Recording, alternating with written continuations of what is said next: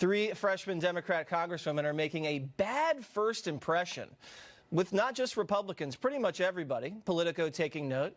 Quote, the Republican Party has a new trio of Democratic villains. Rashid Tlaib, Congresswoman Omar, and Alexandria Ocasio-Cortez. The GOP strategy risks a backlash. A party that has problems with women and minorities continues to focus its attacks on women of color, even as the freshmen say they're not surprised by it.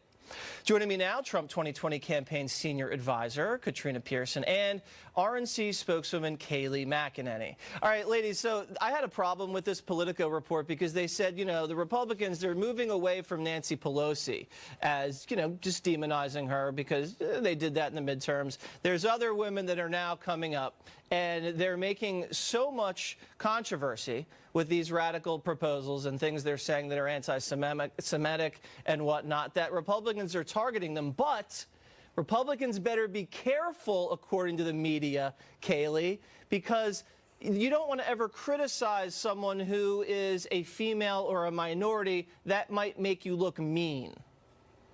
That's an absurd gender politics, identity politics argument. The GOP is targeting anti-Semitism, and that is a complete red herring to say they're focusing on these people because of their gender. We're focusing on people who have fundraisers, Rashida Tlaib, who run a page with a video that says Jews are satanic. We are focusing on Ilhan Omar for having an anti-Semitic tweet. There's no room for that kind of hate in our country, and that is our exclusive focus, is the absurd, hateful places, things they've said that have no place in this society. Yeah, Katrina, Republicans are going after these three freshmen because of their crazy socialist radical proposals and anti-Semitism. Remember, the one woman said impeach the MRFer, like on her first day.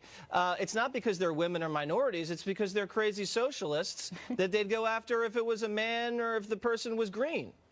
Oh, Jesse, there is no question about that. And if Democrats don't want these individuals to be in the spotlight, they shouldn't be given prominent positions on committees. And Kayleigh's right. There are serious issues with these individuals. And it seems like the Democrats thought they could package the anti-Semitism with a brown woman and expect there not to be criticism. But what Republicans know is that in the future elections, these races are going to be won at home, on the ground. The people who are not watching cable news, they don't know the things that Kayleigh just said. We have to get those messages to the people because most people don't know that Ilhan Omar just 3 years ago went to a judge for leniency for individuals who either pled guilty or were tried and found guilty of supporting ISIS. And she sits on the Foreign Intelligence Committee. Right. How does that happen? Yeah, People she's need to lowering know. the intelligence of the committee just by sitting on it. You can't ask for leniency for people trying to join ISIS. What kind of message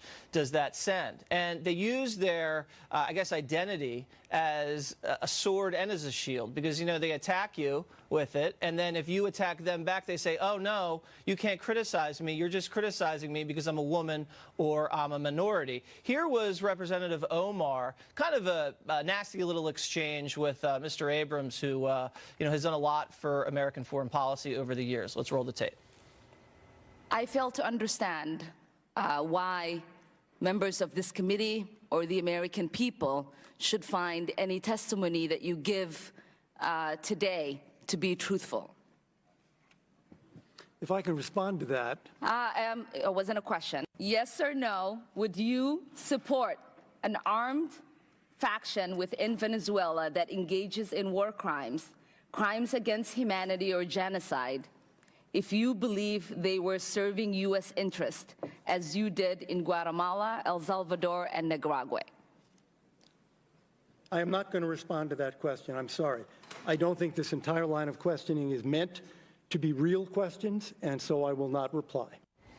Okay, so there she is, you know, really, really humiliating herself out there. I believe this person isn't going to stop. And she's going to keep making news. She's going to keep saying anti-Semitic things. And we know that, you know, Nancy Pelosi tried to cut her out. And I don't think she got the message. I'll give you guys the last word, 30 seconds. Absolutely, she did not get the message. It's why she's slated to speak beside someone who promotes anti-Semitism in the coming months. She didn't get the message. She's going to keep saying these things. But make no mistake, and I'm sure Katrina would agree, these 2020 contenders bow down to her. It's why Bernie Sanders privately called her in the background saying, I support you, amid her tweet that was anti-Semitic. The 2020 contenders cower to these individuals. I think I know why, Katrina. It's because the leadership of the party wants these, young radicals out there. They take all the heat, but they're just saying the things that I think a lot of the rest of the party truly believe or maybe say behind closed doors. 10 well, seconds. I mean, silence is consent, Jesse. You know, when you traffic in identity politics and class warfare, eventually you're stuck with it. But the American people are going to reject it because where we are today with these radicals is completely absurd and against the democracy that we're in. All right, ladies, thank you guys very much. Exactly right.